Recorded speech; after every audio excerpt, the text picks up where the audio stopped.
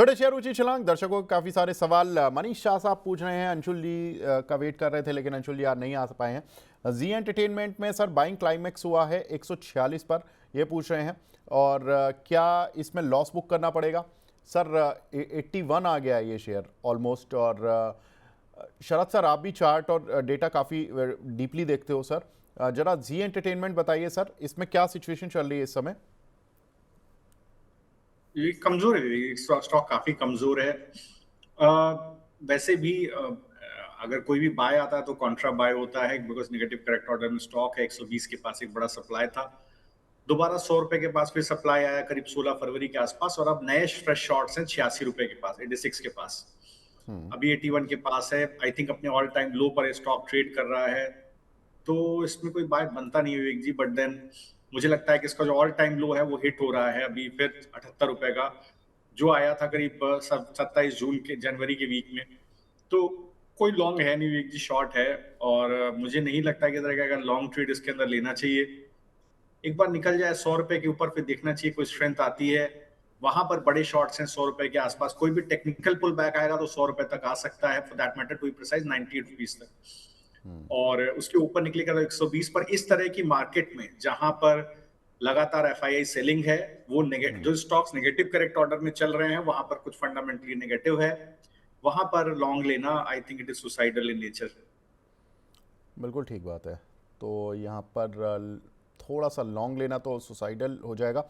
लेकिन सर अभी loss book करना या नहीं करना, ये थोड़ा सा सवाल है। तो सवाल अभी क्या करें सर? लॉस बुक करना पड़ेगा, क्या करें?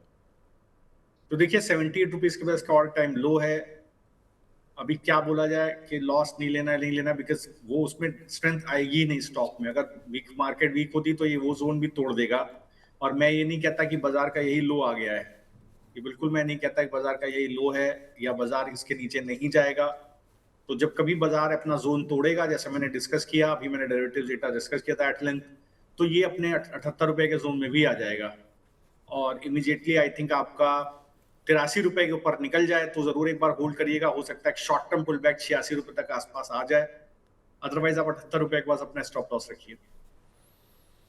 ठीक है, तो 78 रुपये के आसपास इसमें स्टॉप लॉस रखना है। और देखना है कि यहाँ पर 83 रुपये तक आता है या फिर उसके पार जाता है। तो ये थोड़े से लेवल्स होंगे जो कि आपको लेवल्स टू वॉच करने होंगे सर। शेयर में स्ट्रेंथ नहीं है, बिल्कुल नहीं है। और फंडामेंटली भी इस पूरे सेक्टर में ही सर स्ट्रेंथ नहीं है एक्चुअली। आप देखोगे जितनी भी मीडिया एंटरटेनमेंट कंपनीज़ हैं, इनके सभी के शेयर्स काफ़ी समय से नॉन परफॉर्मर ही रहे हैं। B it NDTV, B it TV18, network 18।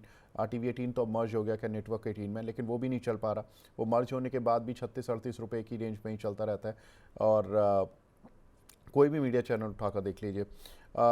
आगे बढ़ते हैं सर। एक शेयर पर सवाल है IRCTC पर सर, 772 की एवरेज के हमारे एक दर्शक हैं अनुपम कुमार जी, इन्होंने लिए हुए हैं। अब इसमें क्या करें सर? तो देखिए इस पर्टिकुलर काउंटर में भी अभी आप देखिएगा तो एक बड़ी गिरावट है।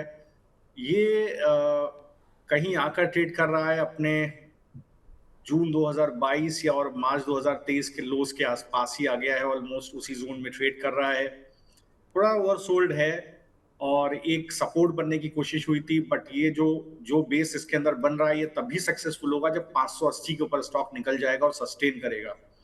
अगर 580 के ऊपर स्टॉक निकल के सस्टेन करेगा तो ये बिल्कुल 615 तक का एक पुल बैक इसमें आएगा। बट ये बाइंग स्टॉक है ही नहीं, किसी तरह से भी यदि इसके अंदर बाय करना इन सब स्टॉक्स के अंदर एक्चुअली सुसाइडल है। बट अभी है पोजीशन आपकी तो मैं कुछ कह नहीं सकता, लेकिन ये इस तरह के स्ट्रक्चर्स और भी गिरेगा स्टॉक। अभी अगर बाजार थोड़ा भी टूट जाएगा तो ये बहुत तेज स्टॉक गिरेगा, और ये गिर करके दोबारा कहीं 540 या हो सकता है 480 तक के जोन भी जा सकता है।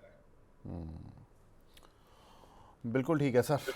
तो यहाँ पर ये कुछ एक शेयर्स जहाँ पर कि आपको रेलवे शेयरों में ख़ास तौर से थोड़ा सा आपको ध्यान देने वाली बात है, क्योंकि रेलवे शेयर किसी भी स्ट्रेंथ को पकड़ ही नहीं पा रहे हैं। जैसे ही स्ट्रेंथ आती है फिर गिर जाते हैं, यही इनकी प्रॉब्लम हो गई है। और सर लोग उसी स्ट्रेंथ को ये मान लेते हैं कि शायद एवरेजिंग का टाइम आ गया और वहाँ पर एवरेज करने की कोशिश करते हैं और फिर ट्रैप हो रहे हैं। ये थोड़ा सा रेलवे के साथ प्रॉब्लम रही है। सर अगला सवाल हमें मिला है यहाँ पर ब्लेस्ड बिग के नाम से ये पूछ रहे हैं कि sir thank you for green vibes in March in Bharat coking कोल।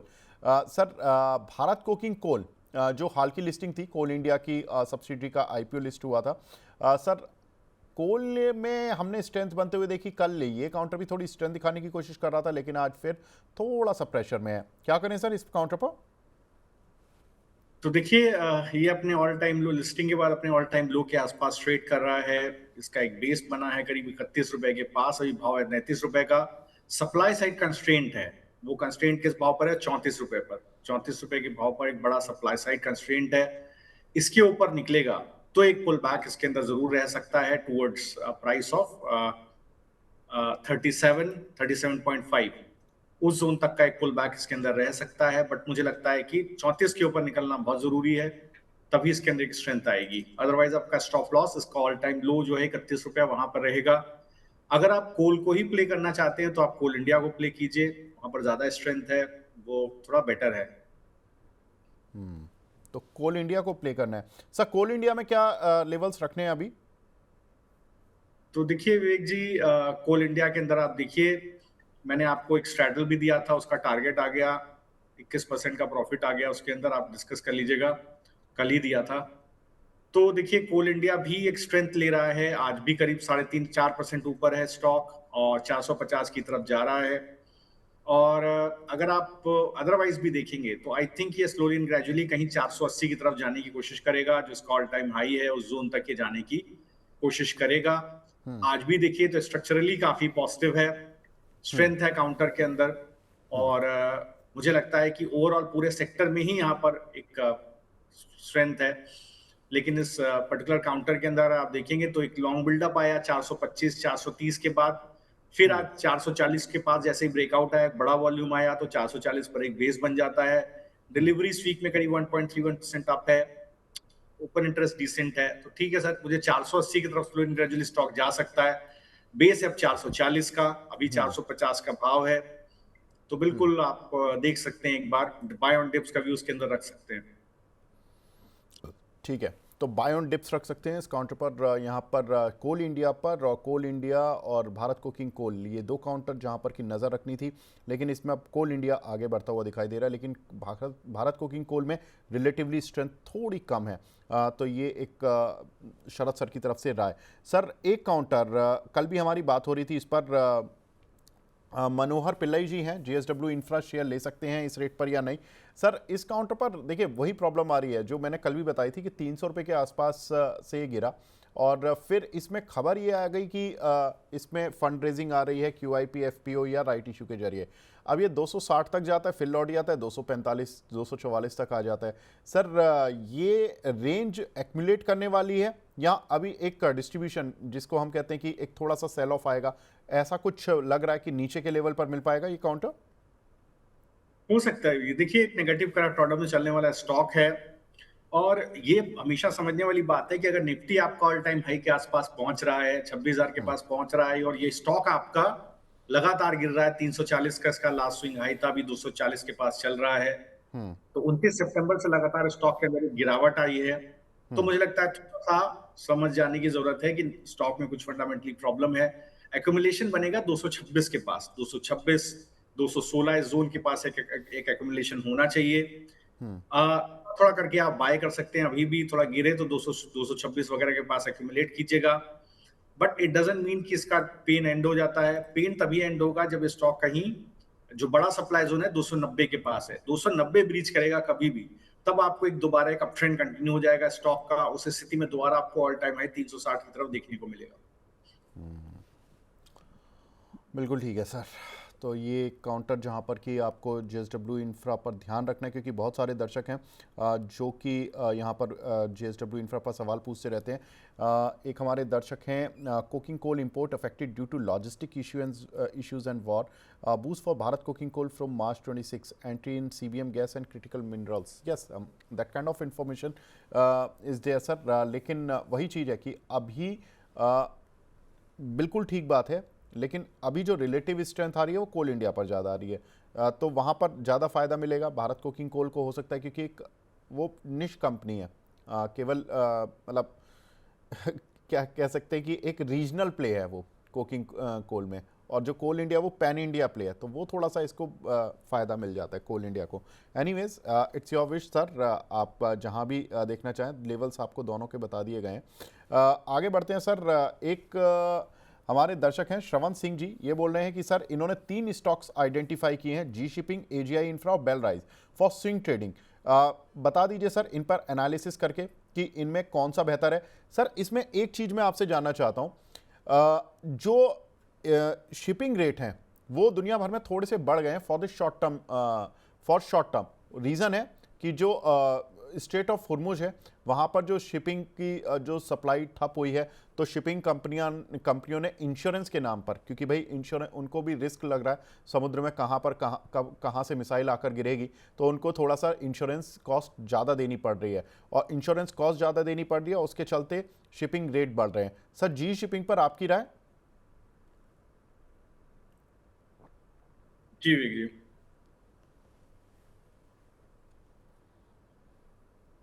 जी विकी तो देखिए, विचेवर वे स्टॉक में एक अच्छी स्ट्रेंथ है, और मुझे लगता है थोड़ा सा ओवरबॉट हो रहा है स्टॉक, आप एक ओवरबॉट टेरिटरी में ट्रेड कर रहा है। कंसोलिडेशन है, सपोर्ट है 1300 के आसपास, यही वो जोन है, अगर आपके पास है तो यही ट्रेलिंग स्टॉप लॉस होना चाहिए 1300 के पास, टू बी प्रिसाइज 1290। इसके नीचे कभी खिसक जाता है, अपनी पोजीशन काटिएगा। हो सकता है आपको दोबारा एक बार खरीदारी का मौका मिले, करीब 1190 के पास, 1180 के पास एक बार दोबारा आपको खरीदारी का मौका मिल जाए, तो अभी आपको स्टॉप लॉस 1280 के पास रखना चाहिए अपना, और फिर आप इस पोजीशन को बनाए रखिए। मुझे लगता है अभी भी जो काउंटर में स्ट्रेंथ है, जिस तरह का बुलिश बेस बना हुआ है, 1444 इसका हाई था, 1440 तो उसको जाना चाहिए था, वहां कर भी आया। अब अगली स्ट्रेंथ तभी आएगी जब 1444 के ऊपर निकल जाएगा, सस्टेन करेगा, इस जोन के ऊपर निकल के सस्टेन करेगा, तो एक अच्छा पुल बैक आपको, एक अच्छा मूव आपको ऊपर की तरफ मिलेगा, दैट इज समवेयर अराउंड 1640। तो आप मानिए करीब 13-14% का अपसाइड आपको उस स्थिति में मिलेगा अगर ये 1440 की तरफ निकल जाए तो। सम अप करें, 1280 पे स्टॉप लॉस डाल के बने रहिए, 1440 के ऊपर 1640 का टारगेट रखिए। ठीक है साहब, आगे बढ़ते हैं। अब जी शिपिंग यहाँ पर 1640 का टारगेट, 1280 का स्टॉप लॉस, 1400 रुपये काउंटर चल रहा है। चलिए अब हमारे साथ दूसरे खास मेहमान भी जुड़ चुके हैं, हमारे साथ प्रदीप हल्दर साहब जुड़ चुके हैं, पीएचडी कैपिटल के हेड हैं। हल्दर साहब गुड मॉर्निंग। गुड मॉर्निंग विवेक जी, आपको, शरद जी को, एंड मनी 9 के सारे दर्शकों। Good morning Pradeep ji. प्रदीप भाई कल कैसे मनाई होली? सर मैं एक्चुअली बेंगलोर में आया हूँ, सो यहाँ पे कुछ भी होली नहीं मनाया, so I was busy, lot of office work के काम में मैं बहुत बिजी अरे वाह, हूँ अभी। चलिए बहुत बढ़िया, डेडिकेशन है सर, बढ़िया बात है। लेकिन कभी कभी थोड़ा एंजॉय कर लिया करने, लेकिन अब वो जगह ही ऐसी है कि जहाँ पर नहीं मन रही तो अब क्या करोगे आप, ज़बरदस्ती थोड़ी नहीं प्ले करोगे। बिल्कुल ठीक है सर। शरद सर आपने क्या किया कल? विवेक जी, यहाँ ना परसों होली हो चुकी थी एक्चुअली। अच्छा। तो हाँ, मुंबई में ना मैंने मतलब ब्रॉडली सभी जगह पर मुंबई में परसों होली मना ली गई है, ओके। तो वो फिर कल थोड़ा सा इट वाज अ लल, एंड परसों अच्छा फेस्टिवल था, वो तो 3-4 दिन से चल ही रहा था, different kind of folk functions and get togethers, वो सब all within the society, हर सोसाइटी में होते हैं across the country now. So उस तरह के इवेंट रहे यहाँ पर, और अच्छी होली मनाई गई, और यू एज यूजुअल बच्चों का फंक्शन है, तो we also participate accordingly. So it was a good experience, और हमेशा की तरह मजा आया, एंजॉय किया। लेकिन कल थोड़ा सा मामला कंफ्यूजन वाला था कि कल करना है या परसों करना है, तो परसों हो गई तो हम लोगों ने फिर उसमें कुछ बोला नहीं, go with the flow of the things. ठीक बात है।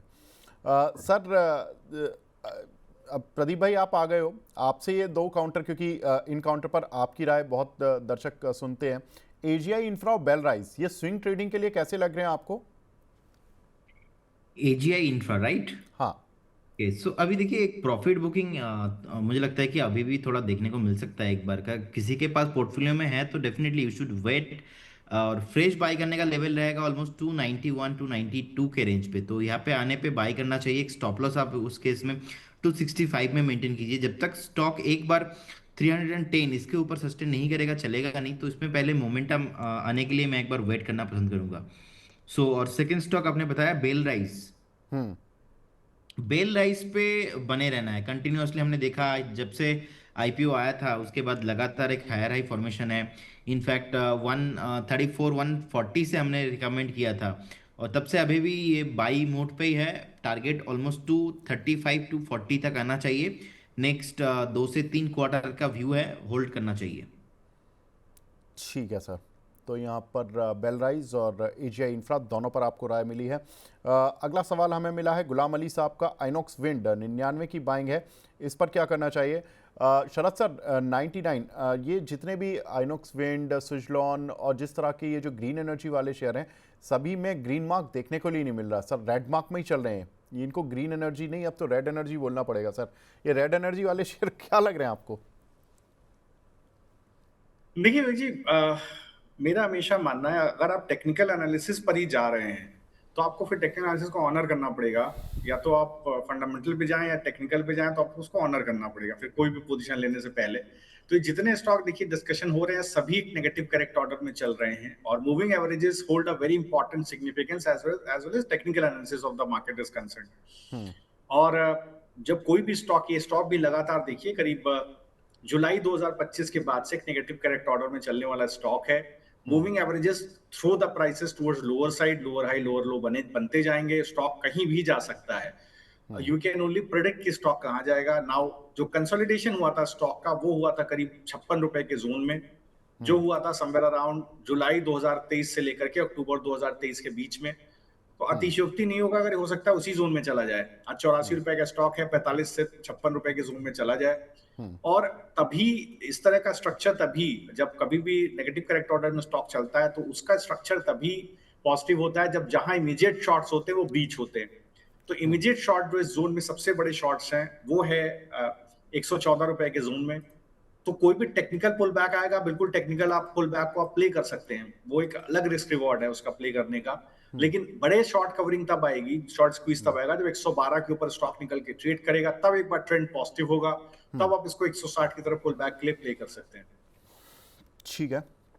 एक हमारे दर्शक हैं राकेश शर्मा जी, ये बोल रहे हैं कि सर मैं नया मेंबर हूं हमारे प्राइम में। बहुत बहुत स्वागत राकेश जी आपका। और श्रीराम फाइनेंस इन्होंने 1050 रुपये के लिए हुए हैं, और श्रीजी शिपिंग इन्होंने 399 के लिए हुए हैं।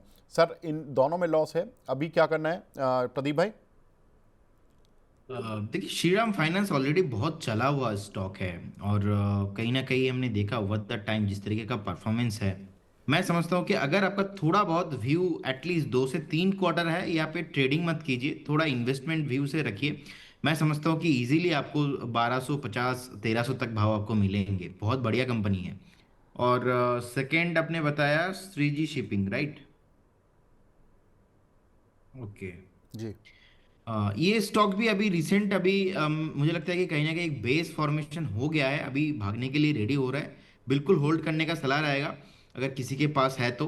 लेकिन थोड़ा बहुत अभी भी वेट करना मेरे को लगता है कि सही होगा, जब तक स्टॉक करेंट जोन से एक बार 7 to 8% ऊपर मूव नहीं हो जाता, एक अप ट्रेंड में नहीं आ जाता, तब तक यहाँ पे बाई नहीं करना चाहिए। सो एक बार तो मुझे लगता है कि ओवर द लॉन्ग टाइम मैं इसमें पॉजिटिव हूँ, लेकिन करेंट जोन से अभी बाई नहीं करना है। जिनके पास है एक बार होल्ड करने का सलाह रहेगा। ठीक है। गेल 170 का लिया है, अंशु तोमर जी ने जीएमआर एयरपोर्ट 102 का लिया है। शरद सर, गेल पर अभी हमारी वैसे बात भी हुई थी, और इस पर थोड़ा सा बता दीजिए कि सर 170 का लिया है तो अभी इस पर क्या व्यू रखना चाहिए, और जीएमआर एयरपोर्ट सर 102 का लिया है, इस पर क्या व्यू रखना चाहिए? जी, तो देखिए पहले गेल को डिस्कस कर लेते हैं। यहाँ पर देखिए एक बड़ा सप्लाई साइड है, मैंने आपको बोला था 165 के जोन में एक बड़ा सप्लाई जोन है। 147 तक भी ये गिरावट हो सकती है, अभी ओवरसोल्ड नहीं है stock, it might fall further.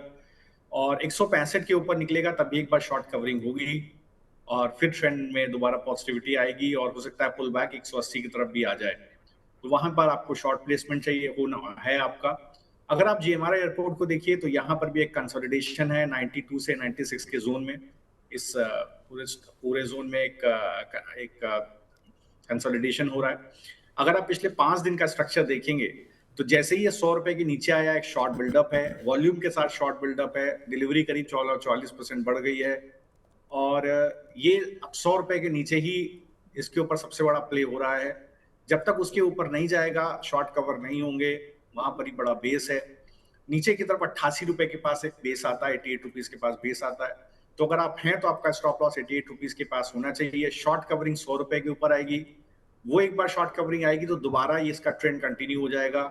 उस स्थिति में मुझे लगता है 116 रुपए तक के टारगेट खुल जाएंगे तब, अगर 100 रुपए के ऊपर निकलता है। अदरवाइज 28 रुपए के पास अपना स्टॉप लॉस रखिए।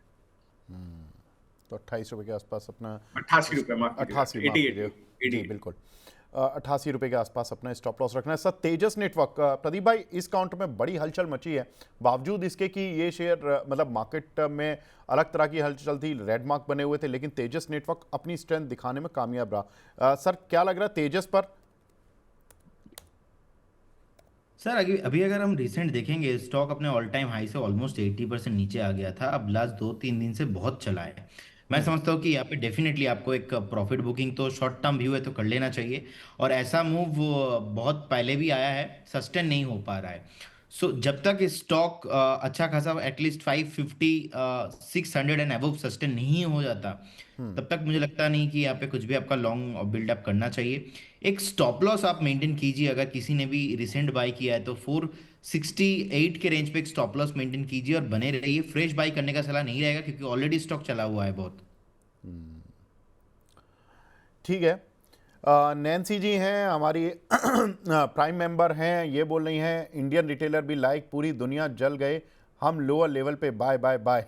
बिल्कुल मैम, ये तो थोड़ा प्रॉब्लम रहा है इंडियन हमारे मार्केट के साथ कि हमारे पूरी दुनिया में कुछ भी हो जाए हमारा मार्केट सबसे ज़्यादा वल्नरेबल हो जाता है। शरद सर ये तो सही में मतलब इंडियन मार्केट के लिए टैरिफ दुनिया में लगा लेकिन सबसे ज़्यादा हम पिटे, ईरान में युद्ध हुआ सबसे ज़्यादा हम पिट रहे हैं, मतलब कोई लॉजिक है? कोरिया एक दिन गिरा वहाँ से रॉकेट हो गया वापस, लेकिन हमारे मार्केट को अभी तक कोई स्ट्रेंथ ही नहीं मिल पा रही है।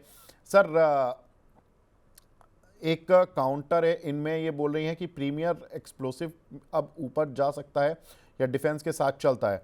सर डिफेंस शेयरों में शरद सर बीएल हमने डिस्कस किया था, ये प्रीमियर एक्सप्लोसिव थोड़ा देखिए, और अगर कोई डिफेंस शेयर आपको समझ आ रहा है सर? जी, तो देखिए प्रीमियर एक्सप्लोसिव को एक बार देख लेते हैं। ट्रेंड पॉस्ट नेगेटिव नहीं है, स्टॉक का ट्रेंड पॉजिटिव है। बेस बना हुआ है एक अच्छा करीब 445 और 415 445 के पास। स्ट्रक्चर में कोई दिक्कत नहीं है। और एक सप्लाई जरूर आई थी स्टॉक में करीब 665 के आसपास, और यही एक बड़ा सप्लाई जोन है 665। यहीं पर एक प्रॉफिट बुकिंग आई है 2 बार, तो डबल टॉप जैसा पैटर्न है, बट इसको मैं प्राइमरली डबल टॉप नहीं मानूंगा, उस तरह का वॉल्यूम बिल्डअप उन जगहों पे नहीं है। तो ठीक है साहब, मुझे लगता है 415 445 पर बेस बना करके रुकिए, निकलने दीजिए ऊपर, थोड़ा सा सेटल होने दीजिए। 600 के ऊपर भी सेटल हो जाएगा तो आप पे मान के चलिएगा 665 भी ब्रीच होगा, फिर अपने ऑल टाइम हाई का जोन है 900, तो कम से कम आप मान लीजिए कि ये 770 के तक आपको जाने की कोशिश करेगा। तो टेक्सचर इसका नेगेटिव नहीं होगी। तो टेक्सचर इसका नेगेटिव नहीं है, यहाँ पर थोड़ा सा आपको ध्यान देना होगा। प्रदीप भाई आप कोई डिफेंस काउंटर देख रहे हो जो आपको लग रहा है कि इतनी लड़ाई दंगे में कुछ फ़ायदा उठा ले, चार्ट पर ठीक लग रहा हो आपको? विवेक जी क्या है ना, देखिए ऑलरेडी डिफेंस को जो रिएक्शंस देना था 1-2 दिन में हो चुका है, और ऑलरेडी हमारा कवरेज में है बीईएल एईएचएल जैसे स्टॉक्स। और पारास डिफेंस को मैंने 2 दिन पहले ही कॉल दिया था, तो ऑलरेडी 670 660 से ऑलरेडी बाइंग पे है। सो कहीं ना कहीं ऐसा व्यू नहीं है मेरा कि लड़ाई वार चल रहा है 2 दिन में यहाँ से भाग जाएगा, ऐसा नहीं है।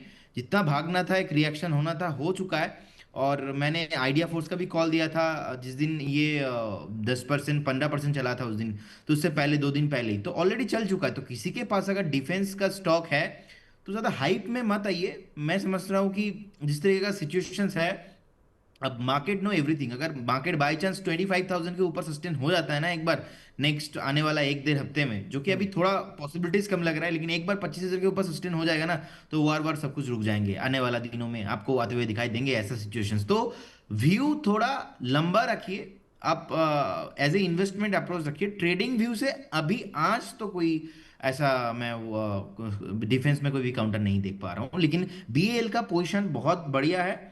और बीएल हमारा रडार पे भी है, हमें लगता है कि बहुत जल्दी ये 535 540 तक आ सकता है। और जिस तरीके का अभी ऑल टाइम हाई पे आ चुका है, मैं समझ रहा हूँ कि ऑन द वे टू 540 550 बिल्कुल आपके पोर्टफोलियो में होना चाहिए, लेकिन एक से दो दिन के लिए मत खरीदिए।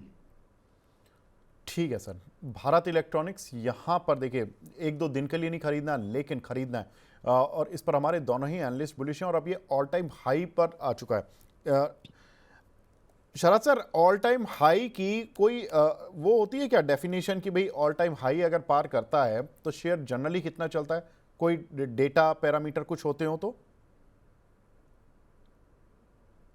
हाँ वी जी, देखिए ऐसा होता है कि जब कभी स्टॉक अपने ऑल टाइम हाई को क्रॉस करता है तो वहां पर ये देखना बहुत इंपॉर्टेंट है कि वॉल्यूम किस तरह का है। ये बहुत इंपॉर्टेंट हो जाता है देखना। अगर वॉल्यूम वहां पर एक्युमुलेशन है, दोबारा एक बार जनरली ऑल टाइम हाई के आसपास या किसी भी ब्रेकआउट के आसपास थ्रोबैक्स आते हैं। स्टॉक उस जोन पे जाएगा, ब्रेकआउट देगा, दोबारा गिर जाएगा। उसका रीजन है कि वहां पर प्रॉफिट बुकिंग होती है। जिन्होंने लोअर लेवल पर खरीदा है वो अपने प्रॉफिट्स को बुक करते हैं, उनको भी टेक्निकल चार्ट दिखते हैं। तो इस वहां पर अगर दोबारा एक बार वॉल्यूम बिल्डअप होता है, तब अगर हम आप एक्सट्रापोलेट करें चार्ट्स को ऊपर की तरफ, तो करीब आप मान के चलिए कि उस करंट भाव से करीब 15-1%, 12 से 15-1% का अपसाइड लंबे व्यू में बनता है। मतलब अगर आप एक क्वार्टर का व्यू लेकर के चलें तो 15-1% का अपसाइड पोटेंशियली बनता है। तो ये जरूर देखने वाली बात है। आइडियली वो 30% 32% होना चाहिए, मैं उसको आधा मानता हूं। मुझे लगता है कि सबको चार्ट दिखता है इसलिए वो चीज आधी हो जाती है, कई लोग वहां पर शॉर्ट हो जाते हैं। जब जो चीज सबको दिखने लगे वो आप समझ लीजिए थोड़ा सा रिस्की हो जाता है ट्रेड। और यही रीजन होता है कैश के ट्रेड्स का फेल होने का, क्योंकि जहां पर हम लॉन्ग हो रहे होते हैं दुनिया को दिख रहा होता है यहाँ पर लॉन्ग है। बहुत सारे एल्गोज दुनिया में काम करते हैं जो केवल आपके स्टॉप लॉस पर पैसा बनाते हैं। मतलब आपका स्टॉप लॉस उनका फायदा है। तो जो आपको दिख रहा होता है उनको भी दिख रहा होता है। आप वहां लॉन्ग कर रहे होते हैं, वहां शॉर्ट कर रहे होते हैं। तो चार्ट्स बेसिकली अब डिस्टॉर्टेड हो गए हैं। अब थोड़ा सा हमें इंप्रोवाइज करना होता है उनको, अगर हमको प्राइस एक्शन को प्ले करना है। तो मुझे लगता है 15% का ही अपसाइड आइडियली बुकिश नॉलेज पे 32%, मेरे हिसाब से 15% का अपसाइड उसमें आपको दिख सकता है। लेकिन थ्रोबैक पर ही बाय करना चाहिए, इमीडिएट ब्रेकआउट पर बाय कभी नहीं करना चाहिए। बिल्कुल ठीक बात है। एक हमारे दर्शक हैं शौनक साहब, इनके पास जियो फाइनेंस के शेयर हैं 283 के दाम पर, और अंबुजा सीमेंट पर भी हैं, उस पर बाद में आऊँगा मैं। प्रदीप भाई ये बताएं, जियो फाइनेंस ये लगातार प्रेशर में काउंटर चल रहा है, 240 की रेंज पर आ गया है। अभी इसमें कुछ स्ट्रेंथ लौटेगी, अभी ये प्रेशर में ही रहेगा? देखिए, ओवरऑल काउंटर में हमारा व्यू पॉजिटिव है, लेकिन जैसे ही आईपीओ आया था और आईपीओ बेस के ऊपर सस्टेन हुआ था, हमने देखा था लास्ट बहुत बढ़िया चला, फिर से नीचे आया। लास्ट ईयर मैंने बाई कॉल भी दिया था 212-13 से, और हमने प्रॉफिट बुकिंग कराया था 315-20 के रेंज पे। अब ये जो जियो के साथ ब्लैक रॉक का डील, इतना ज़्यादा हाई स्टोरी सब कुछ चल चुका है, मैं समझता हूँ कि सीधा जियो फाइनेंस अपने आप में एक high beta high volatile counter है। परफेक्ट बाइंग जोन होगा आपको ऑलमोस्ट 215 से 212 से स्टार्ट करना चाहिए। उससे पहले मैं बाय करने में कंफर्टेबल नहीं हूँ। तो अगर आता है 212-15, एटलीस्ट अगर आपका पुराना बाइंग है तो एवरेज कीजिए, and you should maintain a stop loss of 195 के आसपास मैं स्टॉप लॉस लगाना पसंद करूंगा। अगेन मैं 300 एंड अबव टारगेट के लिए इसमें राइड करना पसंद करूंगा। लेकिन इस जोन पे जिस तरीके का चार्ट है, लगातार डेली वीकली बेसिस पे एक नेगेटिव वीकनेस चार्ट में है, मैं समझ रहा हूँ कि कहीं ना कहीं इसमें एक फेयर वैल्यूएशन अभी भी नहीं हो रहा है। सो क्योंकि चार्ट में हिस्ट्री में भी पहले हुआ है, तो हिस्ट्री रिपीट इटसेल्फ होता है, हमने देखा है। और जियो फाइनेंस प्रोमिनेंट काउंटर है, लेकिन और थोड़ा मैं नीचे खरीदने में पसंद करूंगा। ठीक है। एक इनका काउंटर और है प्रदीप भाई, ये इनका सवाल आप ही से हैं, दोनों सवाल। अदानी ग्रीन और पूछ रहे हैं, ये 983 के दाम पर लिया हुआ है। बोल रहे हैं कि सर प्रदीप सर से बतवा दीजिए कि इसमें क्या करना है। Adani green sir. देखिए, अदानी ग्रीन अभी 865 के रेंज पे चल रहा है। ऑलरेडी हमने देखा था ट्रिपल बॉटम फॉर्मेशन हुआ था ऑलमोस्ट 770 765 के रेंज पे।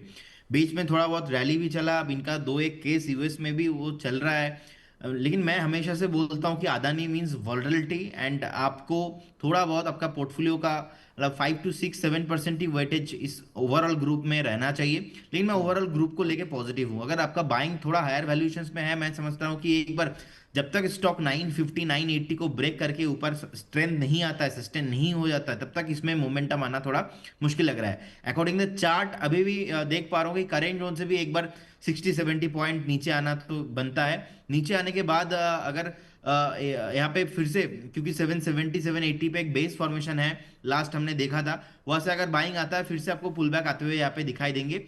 स्टॉक अगर थोड़ा बहुत 1.5 से 2 साल का भी हो तभी आप रडार पे रखिए, और अदानी ग्रुप को उस दिन ऐड कीजिए जिस दिन ये ग्रुप आपको 15-20% नीचे आते हुए दिखाई देंगे। उससे पहले कोई भी दिन पे मैं एवरेज करने में इंटरेस्टेड नहीं हूँ, because we saw the multiple times Adani group last 1-1.5 साल में ऐसा 4-5 बार होता ही है, 15-20% नीचे आता है, उसी दिन एवरेज करने का आपको, उसी दिन बाय करने का सलाह रहेगा, लेकिन उससे पहले नहीं। लेकिन Adani green energy overall green theme चला नहीं जितना हाइप हुआ था। मैं समझता हूँ कि यहाँ पे आपको 1250-1300 तक भी भाव आपको आते हुए दिखाई देंगे, लेकिन थोड़ा टाइम देना चाहिए, पेशेंस रखना चाहिए। बिल्कुल ठीक है सर। तो ये कुछ एक काउंटर जहाँ पर कि आपको ध्यान देना होगा। एक काउंटर है IMFA। शरद सर, इस काउंटर पर आपकी राय, बाय प्राइस है इनका 1471 का है। विवेक जी, काउंटर का नाम एक बार दोबारा बता दीजिएगा, मैं सर ध्यान नहीं दे इंडियन पाया। मेटल एंड फेरो एलॉयज, जी जी IMFA। जी। इस काउंटर पर ये राय जानना चाहते हैं सर। 1471 की आई थिंक इनकी बाइंग है, क्वांटिटी है इनकी 100। इस काउंटर पर क्या करें, सुशांत जी का सवाल है सर।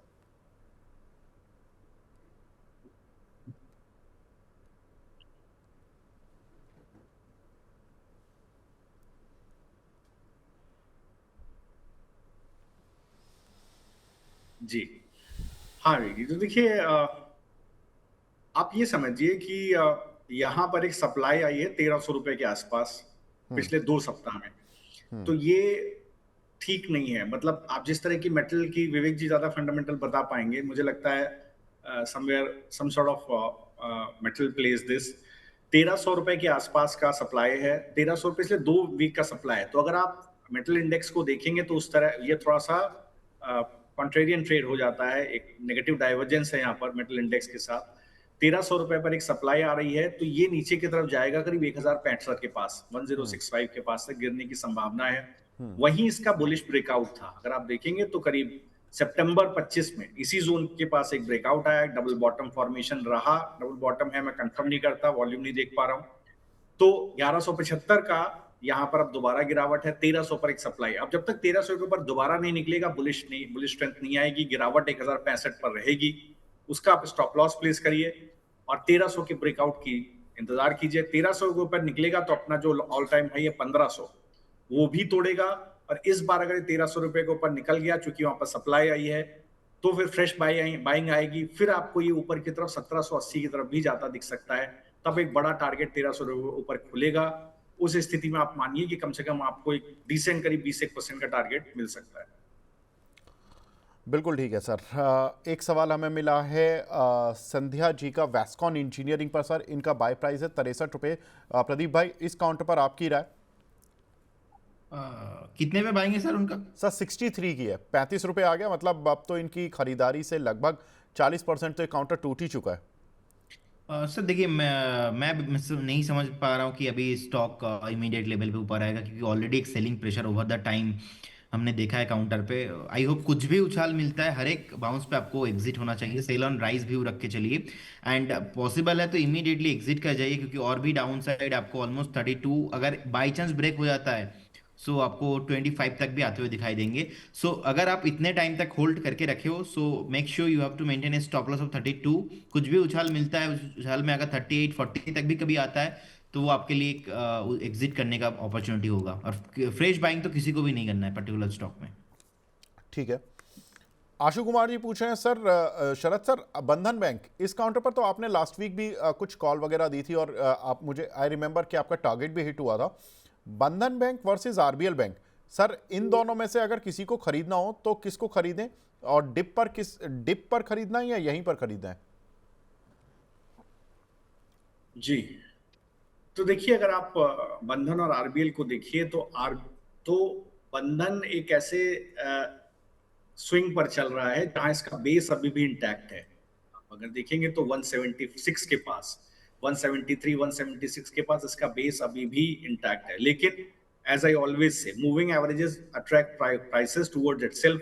उससे स्ट्रेंथ नहीं जाती स्टॉक की, लेकिन एक बाइंग अपॉर्चुनिटी मिलती है।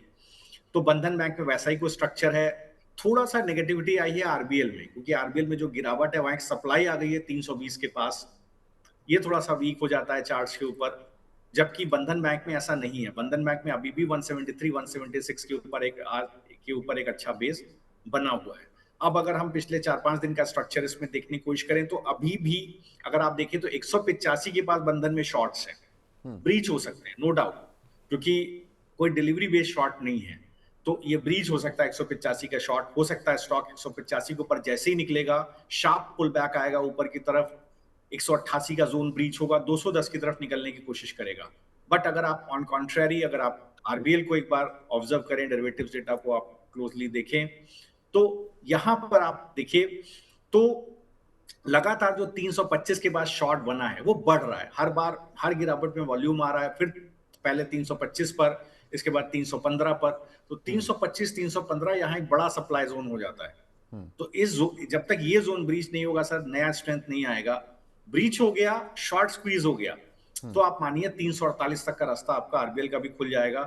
तो ये दोनों चीजें ध्यान रखिए। एक सवाल हमें मिला है यहाँ पर समीर जी का, ये बोल रहे हैं कि सर एशियन पेंट 2366 रुपये का लिया हुआ है और उषा मार्टिन 447 का, इनको होल्ड करें, एवरेज करें या सेल करें? 6 से 9 मंथ का व्यू जानना चाहते हैं। प्रदीप भाई आप बताएं। देखिए, जिस तरह क्रूड का प्राइस इंक्रीज हुआ है शॉर्ट टाइम में, तो इसीलिए कहीं ना कहीं एशियन पेंट पे एक डीप देखने को मिला है। मैं समझ रहा हूँ कि लॉन्ग टाइम में थोड़ा बहुत अगर व्यू है तो बने रहिए। शॉर्ट टाइम में एक बार आपको 2161 का एक स्टॉप लॉस मेंटेन करना सही रहेगा। करेंट जोन से भी 100 पॉइंट का नीचे एक अभी भी आना पॉसिबिलिटीज देख पा रहा हूँ मैं, लेकिन यहाँ से कुछ भी स्ट्रेंथ नहीं है। जब तक स्टॉक अगेन 2330 2335 का जोन ब्रेक करके ऊपर नहीं आता, मैं नहीं समझ पा रहा हूँ कि यहाँ से कुछ भी अपसाइड पॉसिबल होगा। तो एक बार it will take some time, जब तक क्रूड ऐसे ऊपर चलता रहेगा तो आई डोंट थिंक कि ये इमीडिएटली आपको ऊपर आते हुए दिखाई देंगे। सेकंड आपने बताया कि Usha Martin, right? Usha, okay. सो उषा मार्टिन अभी अगर हम देखेंगे टेक्निकली ऑलमोस्ट 419 421 के रेंज पे चल रहा है, और एक सेलिंग प्रेशर देखने के बाद कहीं ना कहीं एक बेस फॉर्मेशन होते दिखाई दे रहा है। आपको यहाँ पे 396 के रेंज पे एक स्टॉप लॉस मेंटेन करना चाहिए, बिल्कुल बने रहिए। अगेन स्टॉक जैसे ही 443 ब्रेक करेगा, आपको 471 इनफैक्ट ऑल टाइम हाई भी यहाँ पे आते हुए दिखाई देंगे। व्यू यहाँ पे मेरा पॉजिटिव है। थोड़ा बहुत शॉर्ट टर्म लॉन्ग टर्म भी व्यू रखेंगे, कुछ प्रॉब्लम नहीं। लॉन्ग टाइम में तो कोई प्रॉब्लम लगता ही नहीं है, शॉर्ट टाइम ही मेरे को लगता है कि यहाँ पे अगर 1-1.5 महीने का भी व्यू है तो कुछ प्रॉब्लम नहीं है। 396 397 के रेंज पे स्टॉप लॉस रहेगा, होल्ड करने का सलाह रहेगा। बिल्कुल ठीक है। रिको ऑटो सर 139 की बाइंग है। शरद सर 500 शेयर है इनके पास। सचिन जी हैं हमारे दर्शक, इनको सर क्या करना चाहिए इस काउंटर पर?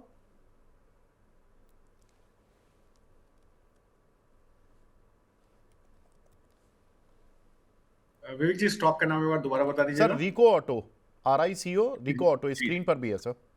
जी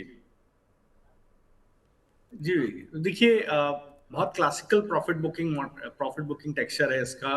आप देखिए आज 114 रुपए के आसपास ट्रेड करा है, सप्लाई आई है 130 रुपए पर।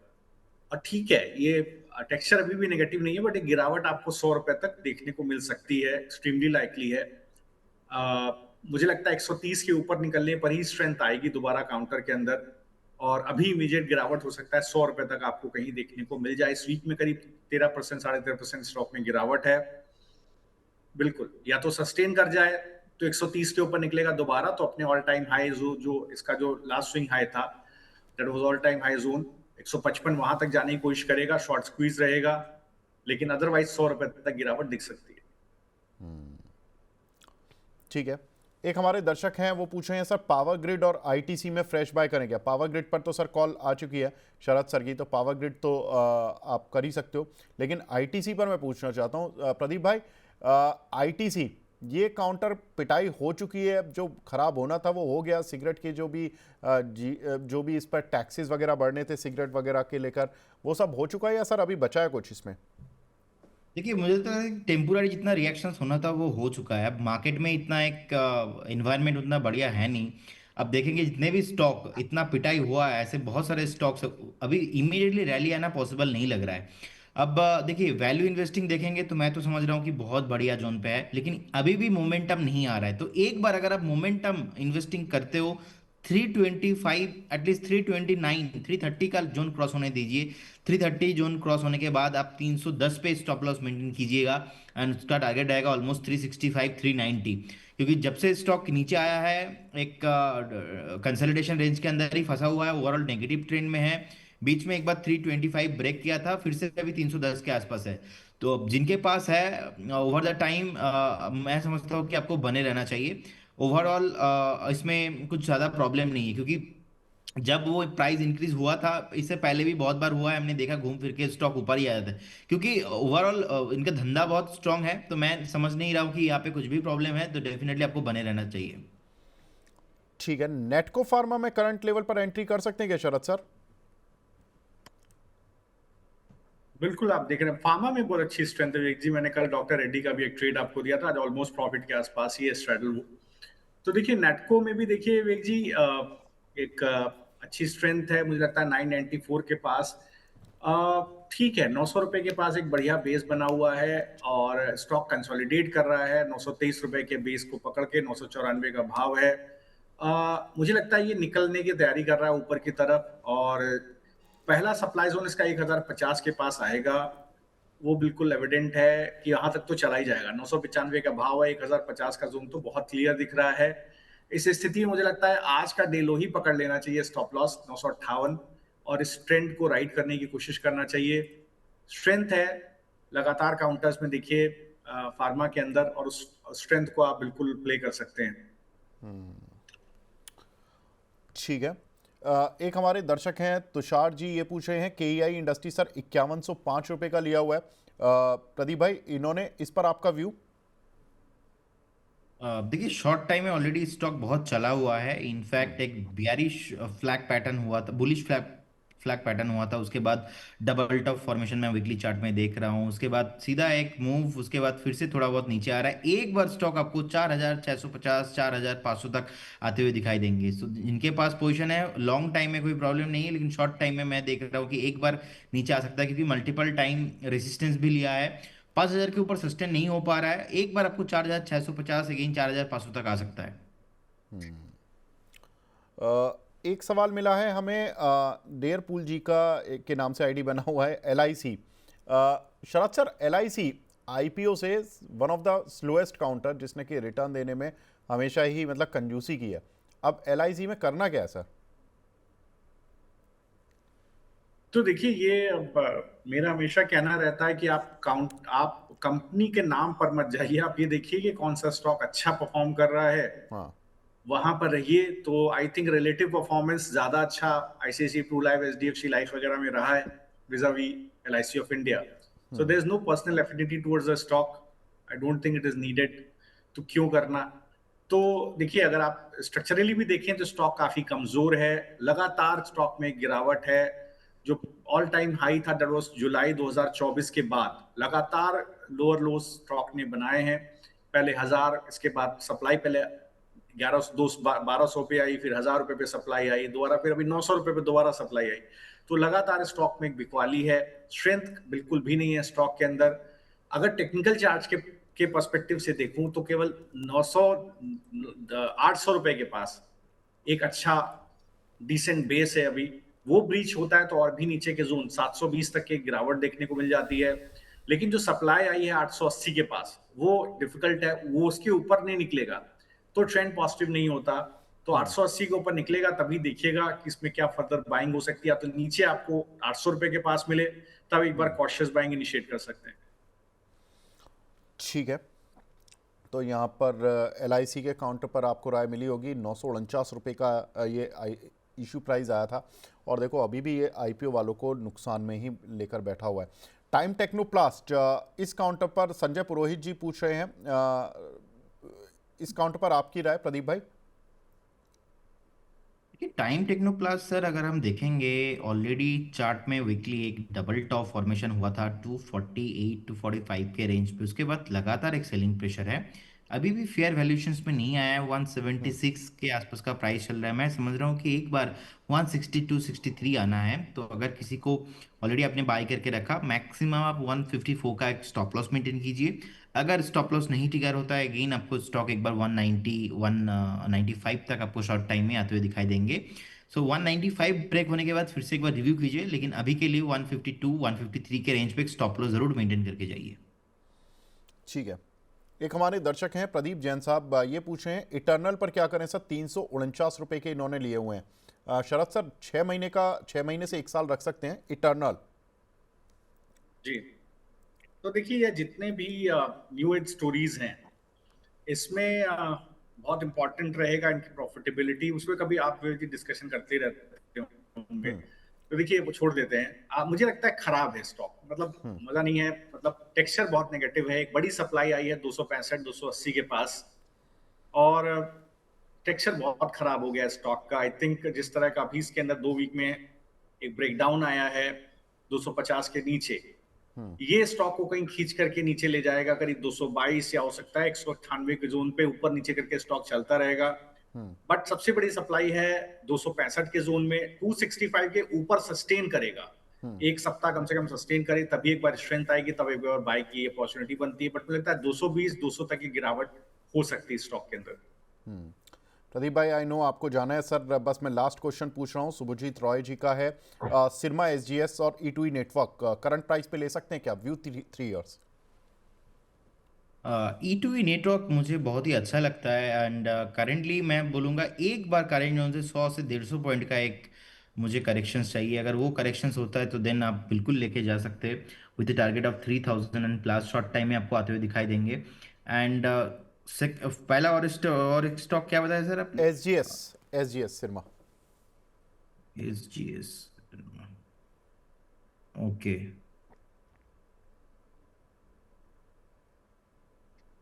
यस।